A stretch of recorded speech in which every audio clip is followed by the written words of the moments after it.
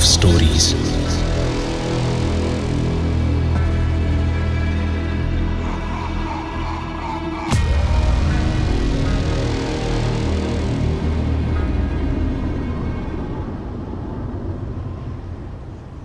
हमें एक लाश का जुगाड़ करना पड़ेगा। अब लाश क्यों चाहिए भाई? अबे ताऊ, मनसुख को भगाना है ना जेल से।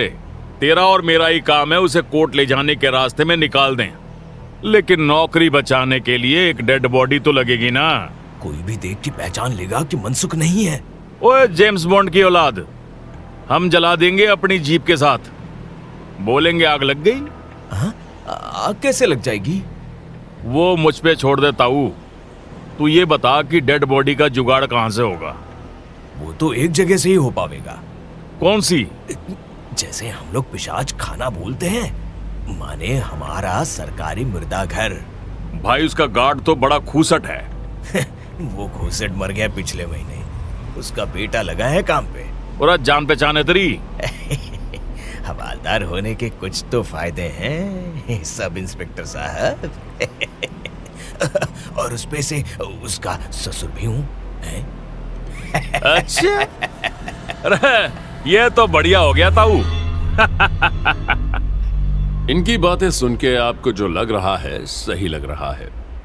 एक सब इंस्पेक्टर और हवलदार मिलके एक अपराधी मनसुख को जेल से भागने में मदद कर रहे हैं। हरकत तो खैर इनकी पेशाचों वाली है, लेकिन हैं ये इंसान ही। और जिस पेशाच घर की ये बात कर रहे हैं वो है सरकारी मुर्दा घर। सरकारी मुर्दा घर मतलब जहां शहर के जाने अनजाने में हुई मौतों के मुर्दों का घर।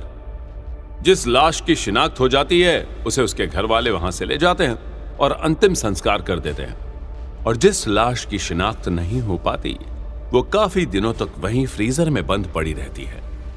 और जब फ्रीजर काम नहीं करता क्योंकि बिजली नहीं होती तो सड़ती रहती हैं।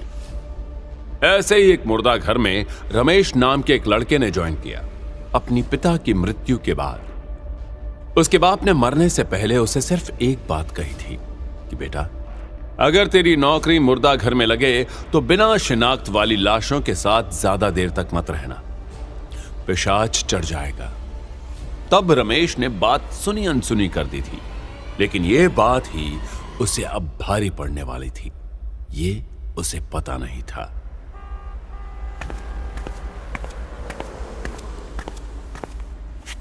उफ, क्या ट्रैफिक था आज यार। अरे पापा जी, आप? हाँ बेटा, कैसे हो? आप कब आए? शांति ने तो फोन पे कुछ नहीं बताया। अरे अभी तो आया हूँ, यहीं पास में कुछ काम था, सोचा तुमसे मिलता चलूं। कैसी चल रही है नौकरी? हैं? नौकरी का क्या है पापा जी, पता ही है आपको। वो तो है, लेकिन बेटा है तो सरकारी, चलाते रहो जब तक चले। हाँ, लेकिन ज्यादा दिन नहीं हो पाएगा। सारा दिन मुर्दों के साथ रहकर दिमाग खराब हो जाता है। लेकिन बेटा दूसरी भी खोजना तो सरकारी ही खोजना, प्राइवेट नौकरी का कोई भरोसा तो है नहीं। पापा जी, भरोसा तो जिंदगी का भी नहीं है। 6 महीने पहले पापा थे, हंसते बोलते, आज दीवार पर टंगे। देख लो बेटा, मैंने तो बस कह दिया जो मुझे सही लगा। हवलदार ने कह तो दिया था, लेकिन उसकी समझ में यह नहीं आ रहा था कि वो बात छेड़े तो छेड़े कैसे। रमेश साफ साफ बात करने वाला इंसान था। लालच या डर दोनों ही उसकी समझ में नहीं आते थे। और उस पर से बस 1 महीने पुराना दामाद था। लेकिन हवलदार को यह भी पता था कि करना तो है ही। खाना वाना खाने के बाद जब दोनों बीड़ी पीने बाहर आए तब हवलदार ने सोचा कि अब बात करना ठीक रहेगा। लेकिन उसने ये नहीं सोचा था कि मौका खुद चल के पास आएगा। पापा जी, इस जिंदगी में ज्यादा दिन नहीं रहना। समझा नहीं बेटे? अरे आस पास देखो ना, ये इस चौल में किसको रहना है? गंदे लोग, गंदी सोच। कुछ तो बड़ा करना पड़ेगा, क्योंकि यहां से निकलने के लिए पैसा चाहिए होगा। हाँ, निकलने के लिए कुछ पैसे तो चाहिए। कुछ सोचा है कैसे? वो उस पिशाच घर से तो नहीं आने वाला, इतना पता है। बेटे, अगर मैं ये कहूं कि उसी से आ सकता है? हवलदार को सिर्फ एक बार बोलना पड़ा और रमेश बिल्कुल से तैयार हो गया। हवलदार ने उसे हाइट और बाकी फीचर्स बताए। रमेश ने कहा कि बिना शिनाख्त वाली लाशों में ढूंढना पड़ेगा। दोनों ने डिसाइड किया कि जब रमेश ढूंढ लेगा तो वो हवलदार को बताएगा और फिर वो लोग मिलके एक्सचेंज करेंगे। हवलदार ने खुश होकर इंस्पेक्टर को फोन लगाया और रमेश आगे के सपने देखने लगा कि कितने पैसे एफडी में डालेगा और कितने पैसों से अपना बिजनेस शुरू करेगा। काश वो अपने पापा की बात के बारे में एक बार सोच लेता तो आने वाले दिनों में जो कुछ होने वाला था वो सब कुछ नहीं होता। ये कमबख्त किधर है? 6 फुट लंबी लाश, एक भी नहीं मिल रही। और बदबू, थोड़ी देर और यहां रहा तो बेहोश हो जाऊंगा। और अंदर जाना पड़ेगा। इधर की लाशों में से तो कोई, हे भगवान, ये तो सड़ गई है।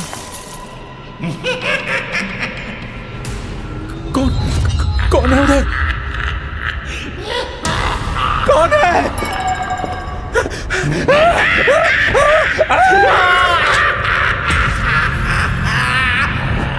हवलदार को फोन आया उसी टाइम पे जब का टाइम फिक्स हुआ था। हवलदार और सब इंस्पेक्टर दोनों उसी का इंतजार कर रहे थे। दोनों जल्दी जल्दी वहां पहुंचे कि लाश लेके निकलेंगे और उसके बाद की लाइफ सेट। उन्हें थोड़ी ना पता था कि क्या उनका इंतजार कर रहा था। रमेश बेटा किधर हो? अरे कहाँ है ये बेटा?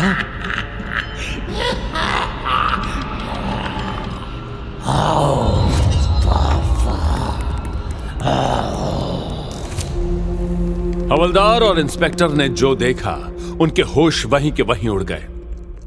रमेश का चेहरा पूरा बिगड़ा हुआ था, आंखें पूरी तरह लाल थीं और उसके एक हाथ में उसने वो लाश पकड़ी हुई थी जैसे वो कोई खिलौना हो। रमेश के बदन पर हर जगह खून लगा हुआ था जैसे किसी ने काट खाया हो उसे, और उसके हाथ में पड़ी हुई लाश हंसे जा रही थी। कुल मिला के आज पिशाच पूरी तरह से जाग चुका था और रमेश के शरीर पर उसने कब्जा कर लिया था। अब उसे चाहिए था और ज्यादा खून।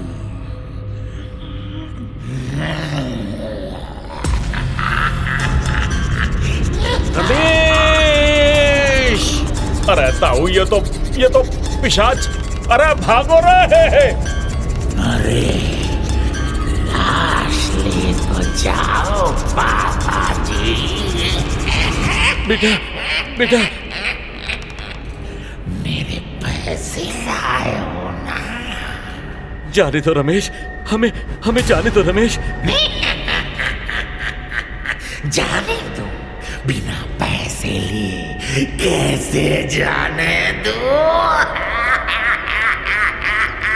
अरे ये लो पैसे। इनके लिए ही तुम इंसान ऐसे काम करते हो ना? साला मरे हुए इंसानों को भी चैन से नहीं रहने देते।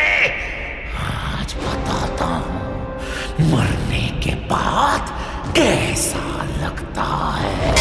अरे नहीं, बचाओ हमें, बचाओ! अरे कोई बचाओ!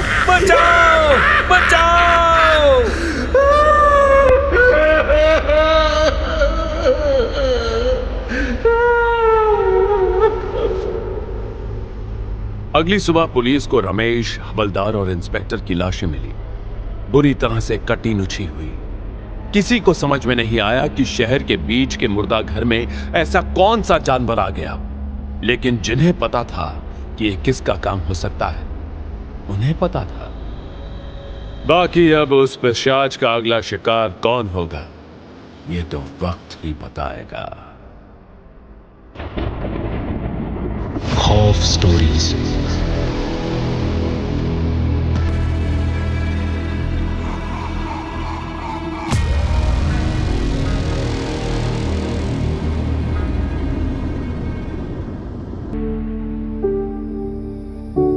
Rosepod Productions. This podcast is now available on Rosepod India YouTube channel. like, share and subscribe.